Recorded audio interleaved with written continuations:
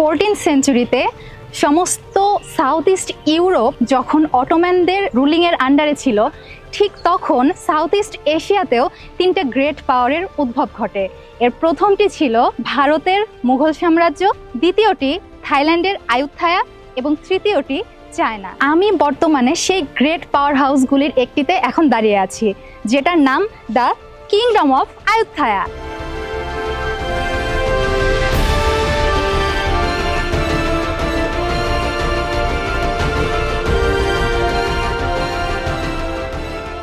আর আজকের ভিডিওটি দেখলে আপনারা জানতে পারবেন এই অ্যানশিয়েন্ট সিটিতে আপনারা কিভাবে ঘুরতে আসবেন, কত টাকা খরচ হবে, ঠিক কি কি ঘুরে দেখবেন এবং এখানকার সমস্ত খুঁটিনাটি ইতিহাস। তো তাহলে চলুন ভিডিওটি ব্যাংকক থেকে শুরু করা যাক।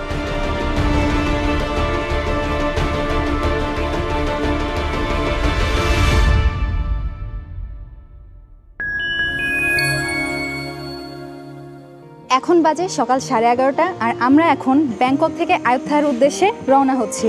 তো আমি মোটামুটি 2 বছর হলো ব্যাংককে থাকছি, তাই আমি আমার পার্সোনাল ট্রান্সপোর্ট নিয়েই সেখানে যাব।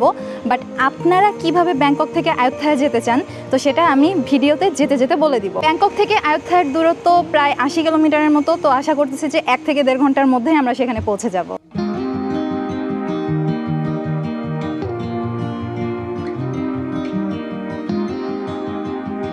আমরা মোটামুটি আর 20 মিনিটের মধ্যে আশা করতেছি যে পৌঁছে যাব। আর 20 কিলোমিটার রাস্তা আছে। তো ভাবলাম যেতে যেতে আপনাদের সাথে কিছু পয়েন্ট অফ ভিউ শেয়ার করি। আসলে আমাদের লাইফটা সব জায়গাটাই আমরা আসলে র্যাট রেস বানিয়ে ফেলছি। তো ট্রাভেল অ্যান্ড ট্যুরিজমকেও আমরা সেই র্যাট রেসই বানিয়ে ফেলেছি।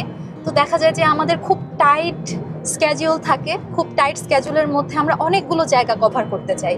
তো এই কাজটা করতে গিয়ে যেটা হয় যে আমরা আসলে সেই জায়গাটার সাথে মেন্টালি কানেক্ট হতে পারি না। আসলে ওই জায়গাটাতে আমরা কেন যাচ্ছি, কি কারণে ঘুরতে যাচ্ছি, কি দেখতে যাচ্ছি, এটাই আসলে আমাদের মাথায় কাজ করে না অনেক সময়। তো এক্ষেত্রে ট্যুর গাইড অনেক সময় হেল্পফুল হয়। তো আমি যেটা খেয়াল করেছি যে আমি নিজেও আসলে ট্যুর গাইড নিয়ে ঘুরতে পছন্দ করি না, কারণ হয়তো বা মানে আমার একা একা ঘুরতে ভালো লাগে এই জন্য। তবে অনেকে আছেন যারা হচ্ছে টাকা সেভ করার জন্য ট্যুর গাইড নিতে চান না। তো এটা ঠিক আছে, আই অ্যাপ্রিসিয়েট দ্যাট। এক্ষেত্রে টাকা সেভ হয়, বাট একটা জিনিস কি যে একটা জায়গায় যাওয়া, সেটার লোকালিটি সম্পর্কে জানা, এই জিনিসগুলো আমরা অনেক সময় মিস করে ফেলি। তো আমার আপনাদের উদ্দেশ্যে সাজেশন থাকবে যে আপনারা আজকে থেকে যে জায়গাতেই ঘুরতে যান না কেন, হোক সেটা কোনো প্রাকৃতিক কোনো সৌন্দর্যের জায়গা, হোক সেটা কোনো হিস্টোরিক্যাল প্লেস, প্লিজ সেই জায়গাটা সম্পর্কে কিছু তথ্য জেনে যাওয়ার চেষ্টা করবেন। তাহলে হবে কি যে আপনার ট্যুরটা অনেক বেশি পরিপূর্ণতা পাবে, আপনি সেই জায়গাটা কি আসলে মজা পাবেন। আর যদি এটা না করেন তো তাহলে দেখা যাবে যে আসলে কি করতেছেন আপনি নিজেই বুঝতেছেন না, ব্যাপারটা অনেকটা এরকম হয়ে যায়। তো যাই হোক, আপনাদের অবশ্য সেই চিন্তাটা করতে হবে না, কারণ আমার এই ভিডিওটা দেখলেই আপনারা A to Z সমস্ত তথ্য পেয়ে যাচ্ছেন। সো ভিডিওটা শেষ পর্যন্ত দেখতে থাকেন, আশা করি আপনাদের অনেক ভালো লাগবে। তো চলেন রাস্তায় ফেরা যাক।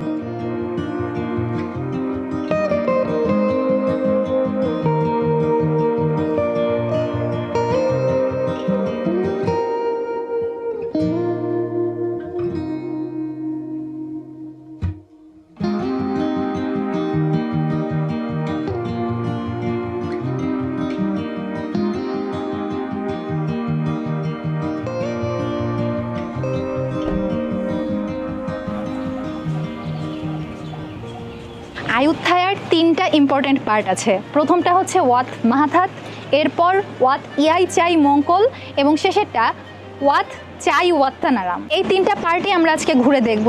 আর এই 3টা পার্টের টিকিটই কিন্তু আপনারা একসাথে নিয়ে ফেলতে পারবেন। দেখি টিকিট কাউন্টারে গিয়ে কত টাকা নেয়। আর আমরা এই মুহূর্তে আছি ওয়াত মাহাথাতে।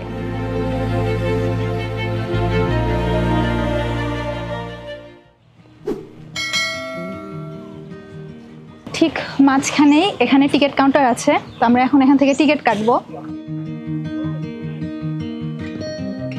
এখানে শুধুমাত্র ওয়াত মাহাথাতের টিকিটটাই করে দিয়েছে ওরা। তো আমি যেহেতু এখানকার স্টুডেন্ট, সো আমার টিকিটটা নিয়েছে 10 ভাত, আর হচ্ছে সাদির জন্য 50 ভাতের একটা টিকিট কাটতে হয়েছে।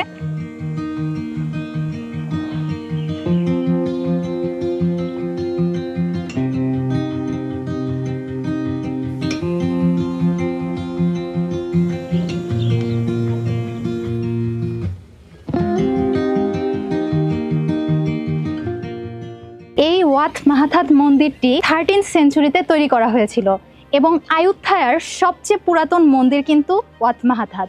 এইটা মূলত একটা রয়্যাল মোনাস্ট্রি ছিল এবং এই রয়্যাল মোনাস্ট্রিতে সাধারণত রাজারাজরারা বিভিন্ন ধরনের রাজ্যাভিষেক বা বিভিন্ন ধরনের রাজকীয় অনুষ্ঠানের আয়োজন করে থাকতো।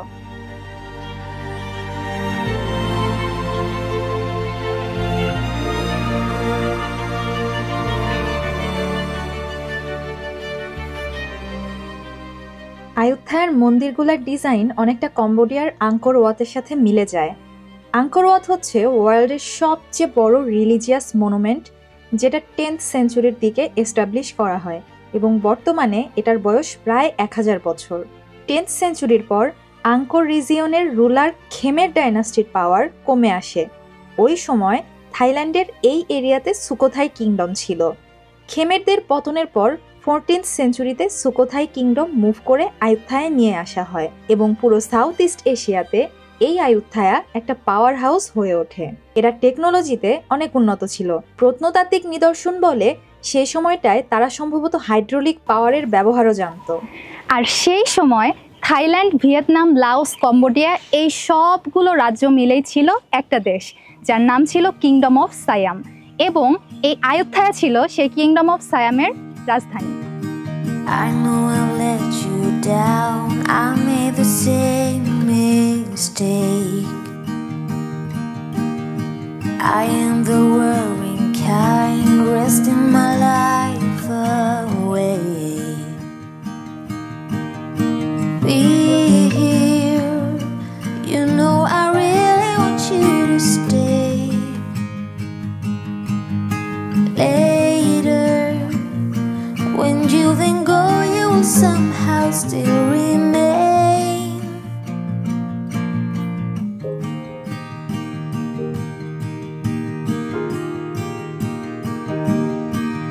Remember the time I told you the way that I felt, that I'd be lost without you and never find myself. Patience, let's do the numbers before we judge. Someday, all of this mess will only make us laugh. Yeah, we are also looking for that.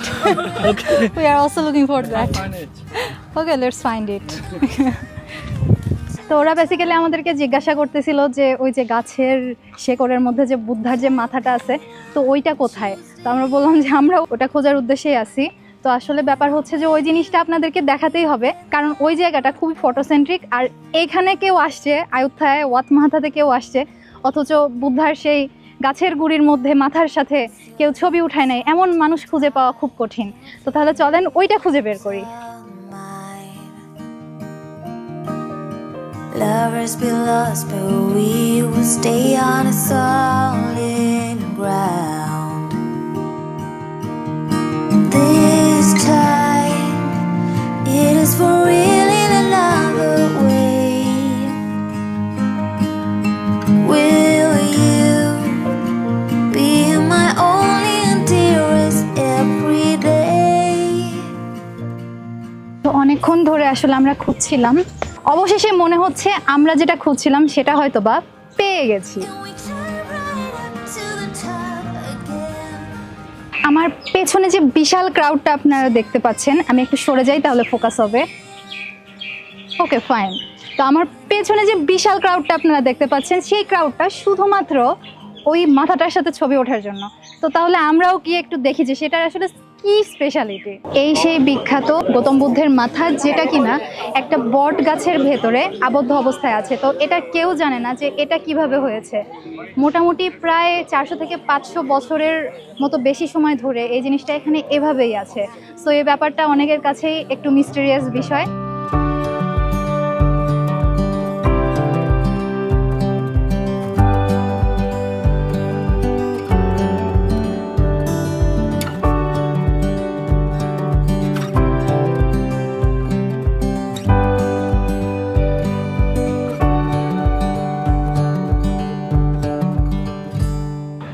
মাধ্যমে আমাদের ওয়াত মাহাতাত ঘোরা শেষ।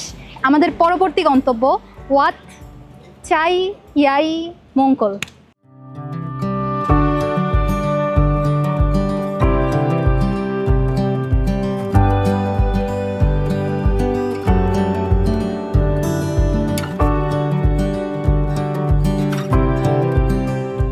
ওয়াত মাহাথাত থেকে কিছু দূরেই আমরা lunch সেরে চলে গেলাম ওয়াত ইয়াইচাই মঙ্গলে।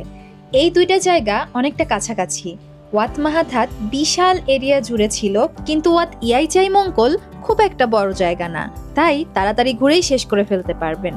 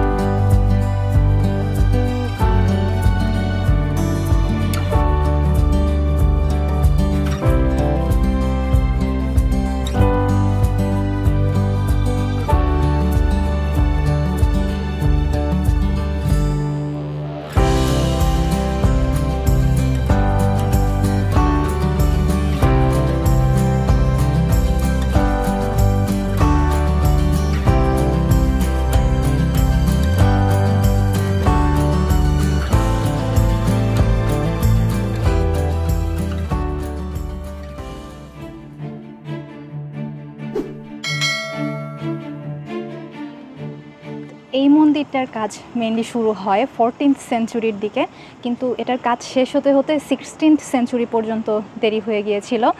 এইটা মূলত একটা মোনাস্ট্রি ছিল। 16th সেঞ্চুরির শেষের দিকে বার্মিজরা আয়োধ্যা কিংডমে অ্যাটাক করে।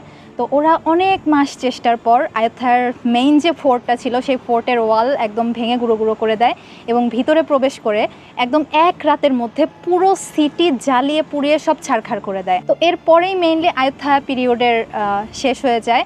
আর এরপরে আয়োধ্যাতে আর কখনোই ক্যাপিটাল গড়ে তোলার চেষ্টা করা হয় নাই।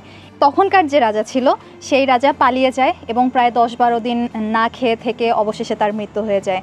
এর পরবর্তীতে যে রাজা হয় তারা আর কখনোই এখানে ক্যাপিটাল গড়ে তোলার চেষ্টা করে নাই। ওরা ক্যাপিটালটা সরিয়ে নিয়ে চলে যায় থনবুরি প্রভিন্সে এবং 19th সেঞ্চুরি পর্যন্ত ক্যাপিটালটা থনবিরুতেই ছিল এবং থনবুরি থেকে লেটেস্ট 20th সেঞ্চুরিতে অর্থাৎ ওয়ার্ল্ড ওয়ার 2 এর পরে বিভিন্ন কনসিকোয়েন্সের পরে সেটা সরিয়ে নিয়ে করা হয় ব্যাংকককে। তো এখানকার ক্যাপিটাল ব্যাংককে সরিয়ে নেওয়ার পরেই কিন্তু এই দেশটার নামকরণ করা হয় থাইল্যান্ড এবং থাইল্যান্ডের আগে কিন্তু এটার নাম ছিল কিংডম অফ সাইয়াম। থাইল্যান্ডের এই থাই শব্দের অর্থ হচ্ছে ফ্রিম্যান, অর্থাৎ যে দেশকে কেউ কোনোদিন শাসন করে নাই। অর্থাৎ যে সময়টা হয়তো বা ভারতীয় উপমহাদেশের বা সাউথ ইস্ট এশিয়ার অন্যান্য দেশ হয়তো বা ইংরেজ, ফ্রেঞ্চ, ব্রিটিশ কিংবা এই ধরনের সব ইউরোপিয়ান শাসকদের রুলিংয়ের আন্ডারে ছিল অথবা অটোমান শাসকদের রুলিংয়ের আন্ডারে ছিল, থাইল্যান্ড কিন্তু সেরকম কখনোই কেউ কখনো শাসন করে নাই। তো এটা সবসময় স্বাধীন ছিল। তো এই জন্যই এটাকে বলা হয় কান্ট্রি অফ ফ্রিম্যান অথবা থাইল্যান্ড।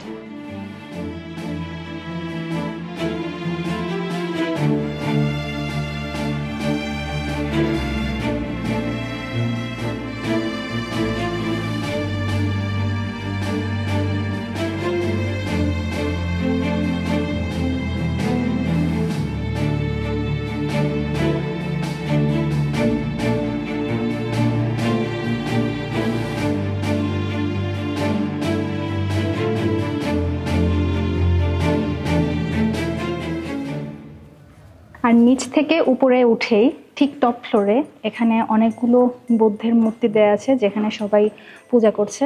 তো এখানে আমি আর জোরে জোরে কথা না বললে ওনারা ডিস্টার্ব হতে পারে। চলেন নিচে চলে যাই।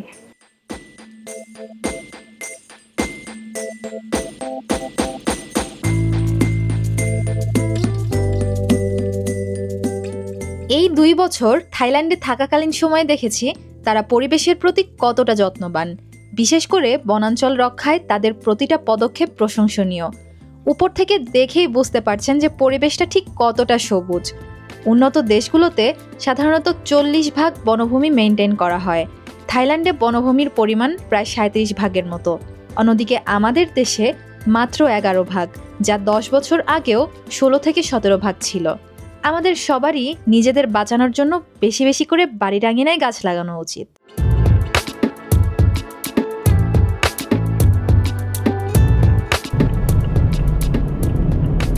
ওয়াত মাহাথাত থেকে এই মন্দিরটা বেশ কাছেই ছিল, 2 থেকে 3 কিলোমিটারের মধ্যেই। বাট এখান থেকে আমরা নেক্সট যে মন্দিরটাতে যাচ্ছি, অর্থাৎ ওয়াত চানাওয়াত্থারাম, সেটার দূরত্ব প্রায় 10 কিলোমিটার।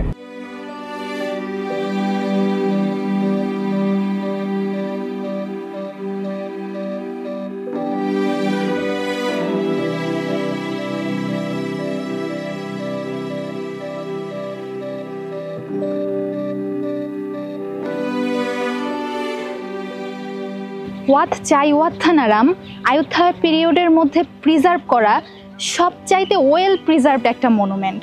তো এই জায়গাটা অনেক বেশি সিনিক, মূলত এর রিভার সাইড ভিউয়ের জন্য। এই টেম্পলটার ঠিক পাশ দিয়েই বয়ে গেছে চাও ফ্রায়া রিভার, যেটা কিনা একদম ব্যাংকক হয়ে গিয়ে মিশেছে গালফ অফ থাইল্যান্ডে। এখানকার যেটা মোস্ট আইকনিক ভিউ, সেটা কিন্তু দেখা যায় সন্ধ্যার পরে।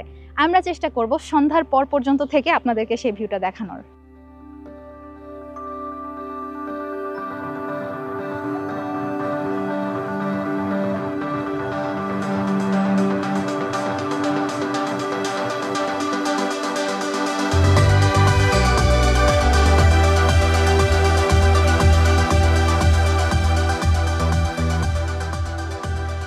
এই জায়গাটা মূলত সানসেট দেখার জন্য খুবই পারফেক্ট।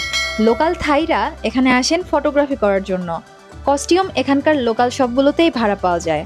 আমারও ইচ্ছা ছিল এরকম কস্টিউম পরে সাজার, কিন্তু আজকে হাতে সময় নেই। তবে আপনারা চাইলে পাশে বয়ে চলা চাও ফ্রায়া রিভারে ভেসে বেড়াতে বেড়াতে দেখতে পারবেন সূর্যাস্তের দৃশ্য।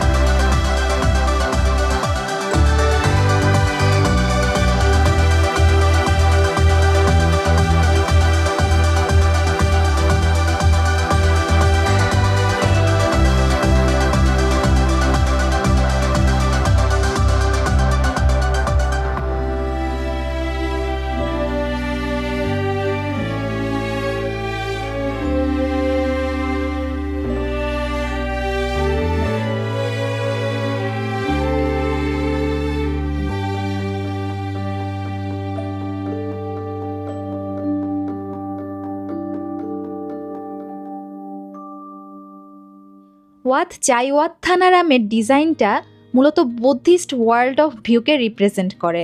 মাঝের যে বড় প্যাগোডাটি দেখতে পাচ্ছেন, সেটিকে বলা হয় প্রাং প্রাথাং, বা এটা মাউন্ট মেরুকে সিম্বলাইজ করে। ওদের পয়েন্ট অফ ভিউতে এটা ট্রেডিশনাল ওয়ার্ল্ডের সেন্ট্রাল অ্যাক্সিস। আমি যদি ভুল না বলে থাকি, তাহলে মাঝের বড় প্যাগোডাকে কেন্দ্র করে পাশের যে 4টি ছোট ছোট প্যাগোডা দেখতে পাচ্ছেন, সেই 4টা বুদ্ধিস্ট ওয়ার্ল্ডের 4টি মহাদেশকে নির্দেশ করে, যার একটি মহাদেশের নাম চম্ফু তাওয়িব, যেখানে মানুষেরা বাস করে। অন্যদিকে বাইরের 4 কোণা দেয়াল ঘেঁষে যে প্যাগোডাগুলি আছে, সেগুলি হচ্ছে বুদ্ধিস্ট ওয়ার্ল্ডের বাইরের অংশ, যেটাকে তারা বলছে আয়রন মাউন্টেন। আমার ইন্টারপ্রিটেশন পুরোটা সঠিক নাও হতে পারে। আপনারা আপনাদের পয়েন্ট অফ ভিউ আমাকে কমেন্টে জানাতে পারেন।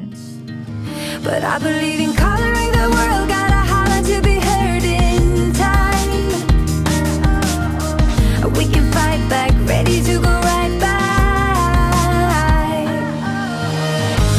To the sky, to the moon, making my skyline brand new. You, oh, oh, oh, you get my heart in trouble. Make a beat, sing a tune, giving my life this whole groove. You, oh, oh, oh, get my heart in trouble.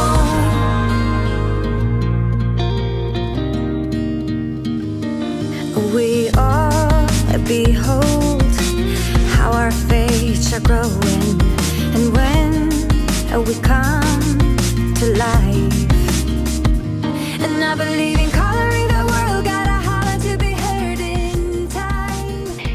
আসি আমাদের কোন জায়গায় ঠিক কত টাকার ticket কাটতে হয়েছে। মোটামুটি 3টা টেম্পলে কিন্তু আমাদের একই অ্যামাউন্টের টাকার টিকিট কাটতে হয়েছে।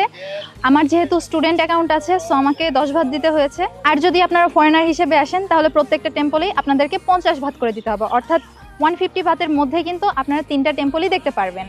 এখন আসি ব্যাংকক থেকে কিভাবে এইখানে আসবেন। ব্যাংকক থেকে এখানে আসার মূলত 2টা ওয়ে আছে। আপনি বাসে করেও আসতে পারেন, আবার আপনি চাইলে রেড লাইন ধরে ট্রেনে করেও আয়ুথয়া স্টেশনে এসে নামতে পারেন। আয়ুথয়া স্টেশনে এসে নামার পর আপনি কিন্তু খুব সহজেই এখান থেকে টুকটুক ভাড়া করে নিয়ে অথবা সাইকেল রেন্টিংয়ে নিয়ে আপনি খুব সুন্দর করে এই এরিয়াটা ঘুরে দেখতে পারবেন। তো এই ছিল আজকের ভিডিওটি যদি আপনাদের ভালো লেগে থাকে তাহলে বেশি বেশি করে লাইক, কমেন্ট, শেয়ার যা যা করা দরকার করে দিবেন। ভালো কন্টেন্টকে সাপোর্ট করবেন এবং পজিটিভিটিকে প্রমোট করবেন।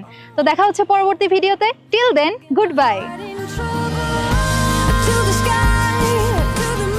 ও হ্যাঁ, আপনাদেরকে তো বলেছিলাম যে সন্ধ্যার সময় এই টেম্পলের গোল্ডেন ভাইবটা আপনাদেরকে দেখাবো। তো তাহলে চলেন এই মন্দিরে কিছু সুন্দর দৃশ্য উপভোগ করা যাক।